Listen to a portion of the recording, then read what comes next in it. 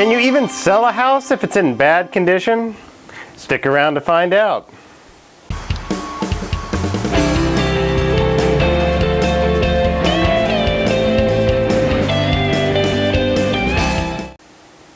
Homes are actually perishable items. In fact, they require constant maintenance and upkeep, and if this is not done, then a property can quickly fall into disrepair.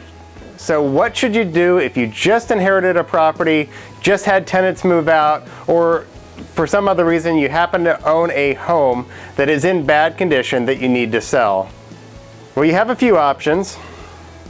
There's an old adage in real estate that there is nothing that price can't fix. And this simply means that if you price a property low enough, regardless of the condition, there's someone out there that will buy the property. Of course, if it's in really bad condition, then that person is going to be some kind of an investor that's going to rehab and resell the property most likely.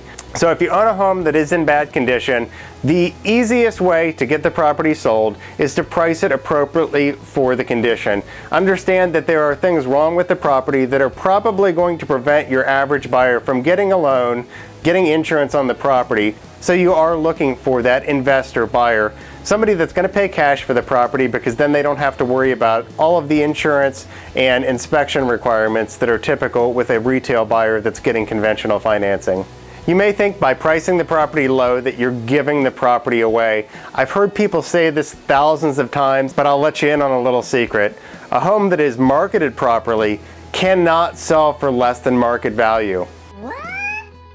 I'll say that again. If your home is marketed properly, regardless of the condition, if it's priced well and it's marketed properly, it's impossible for the property to sell for less than the market value. Impossible for the property to sell for less than the market value. Because the market value is determined by what a buyer is willing to pay for the property. That's always the case. That will always be the case. In the off chance that a property does get listed too low or below market value, then you're going to end up in a situation where you have a lot of activity on that property. You have a lot of interested buyers because they see the value in it.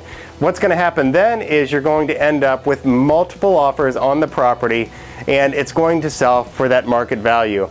In fact, I've seen this happen multiple times where properties sell above the list price because so much activity is generated from the low list price that buyers come in and pay more than the asking price for the property.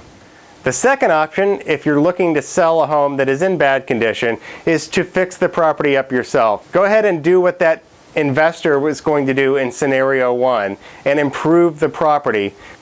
If you choose this route, just make sure that you're very careful with your upgrades and your improvements and repairs for the property. You might walk away with a much larger profit by fixing the property up the right way and selling it, but if you do things the wrong way, there's a good chance that you're going to walk away with even less money in your pocket than you did in scenario one if you just sold the property to another investor outright. If you'd like to know more about what areas are best to focus on for upgrades and improvements to a property, check back in the future for another video on that topic. But if you are going to do work to a property before you sell it, the main things to focus on first and foremost are the big ticket items that are going to cause an inspector to fail your home for the 4-point inspection, which is what insurance companies use to decide whether or not they want to insure a property. If the insurance company decides not to insure a property, then that buyer is not going to be able to qualify for conventional financing, in which case you're going to go back to scenario one and you're going to have to sell it to a cash investor, a cash buyer that doesn't have to worry about the inspection requirements, the insurance requirements. But the four main areas that get looked at during the 4-point inspection report for insurance purposes are the roof of the property, the plumbing, the electrical systems, and the HVAC system, HVAC, or heating, ventilation, and air conditioning systems. If there are any major problems with any one of these four systems, then you're going to fail the 4-point inspection and the buyer's not going to get insurance for the property. So if you make repairs, focus on those areas first. Make sure you get the property into a condition that it will qualify for financing and pass those inspections. And then from there, of course, cosmetic upgrades and improvements are always something that buyers are looking for. Just be careful on how much you spend. So those are your two main options to sell a home that is in bad condition. Either fix it or don't. Just don't spend a bunch of money to half fix the house. Otherwise, you'll be out that cash and you're still going to end up selling to an investor anyway. Well, that's going to do it for this video, guys. Don't forget to check back next Wednesday for another video. Click that red subscribe button down below if you haven't yet. If you have any more specific questions about real estate, about a property, or the Tampa Bay area, my contact information is down below as well. Please give me a shout today. Click the thumbs up, like this video if you did. Thank you very much for watching, and I'll see you next week.